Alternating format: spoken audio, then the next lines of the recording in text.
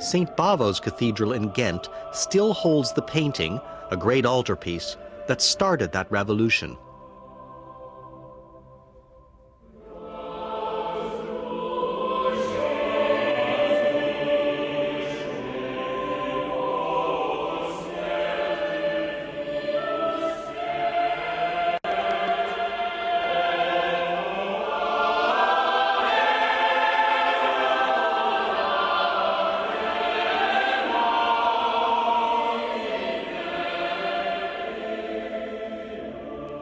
The Ghent Altarpiece has overwhelmed viewers since it stood complete in 1432. People of the time pronounced it the most beautiful work in Christendom, and its chief creator, Jan van Eyck, was deemed the prince of painters. Today it remains arguably the finest single painting in the world, and of all its many wonders, the one most singled out for praise is the figure of Adam. To early observers, this painted Adam looked like a living being. Paint captures the minute subtleties of flesh. Blood seems to pulse beneath flesh, and the skin of Adam's hands and face is visibly tanned by the sun. One detail intensifies this semblance of animation. Adam raises his big toe so that you can see its underside. The toe seems even to stick out of the stone niche where the figure stands, allowing Adam to appear to step into our world. Remember, this is Adam who sinned, who therefore died, and who, as the ongoing consequence of his sin, made us all mortal.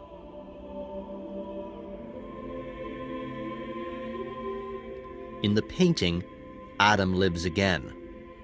Resurrected, he strides towards the paradise he lost. The altarpiece was designed and painted for this chapel. Every painted object in the altarpiece is shown reacting to light as if it's a real object here in space. And you can see this immediately in the closed form of the altar, in which all the statues and the two donors, the fights, are all lit exactly from that part of the chapel where the sun streams in and would, if these were real statues, cast shadows and highlights in the way they do in Van Eyck's picture. The closed state is complex. The open state is even more complex.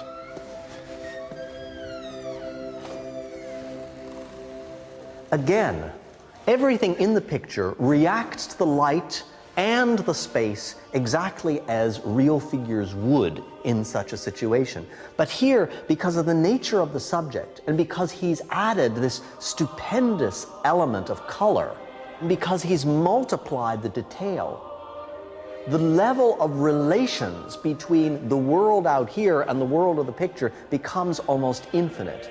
Every one of the jewels, every part of the complex tapestry of this picture is carefully programmed to react to the light that's in this room. So, for example, the figure of Adam, who comes from the left, has highlights in his eye, whereas the figure of Eve, who is shaded in this real space, has no highlights in her eye. There are even certain jewels, ones on the angels on the left, which reflect the actual shape and position of the window which lights them. Today, the actual painting has been removed from this setting. Van Eyck's